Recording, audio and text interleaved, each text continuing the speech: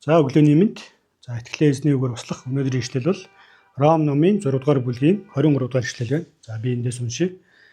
Учир нь нүглийн хөлс нь үхэл, харин Бурхны биелэг бол бидний эзэн Есүс Христ доторх мөнх амьмөн гэж үздсэн байна. Амен.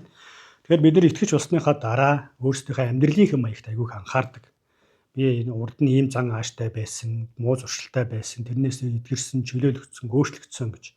Харин Библийн биднийг хамгийн их анхаарч санаж явах ёстой зүйл юу вэ гэдгийг энэ Ром номдэр анхааруулсан гэхлээр энэ бол бидний амьдарч исэн амь солигдож өөрчлөгдсөн байна. Бид нар урд нь Христээр ирэхээс өмнө мөхөх ёстой, нүглийн хөлсөнд орсон тийм ээ, мөхөх ёстой боолын амир амьдарч исэн бол Есүсээр ирсний дараа бид нар мөнх амийг авсан байна. Тэгээ өнөөдрийн бид нар яг амьдарч байгаа энэ амь маань мөнх амир амьдарч байгаа. Тэгээд мөнх амь маань дотроо бас өрөөлтөй. Тэр нь юу вэ гэвэл Бурхны өмнө очих, түүнд хандан залбирал, хүсэлт гуйлтаа өргөх, түүнд мөргөж, түүнийг магтан хүндлэх ийм бас өрөөлүүдийг агуулсан байна. Тэгэхээр бүгдээрээ өөрсдийн маань амь аль хэдийн солигдсон мөнх амь дотроо талархаж, эзэн дотроо алхацгаасан тийм сайхан өдөр байгаасаа гэж та бүхнийгээ өрөөж байна.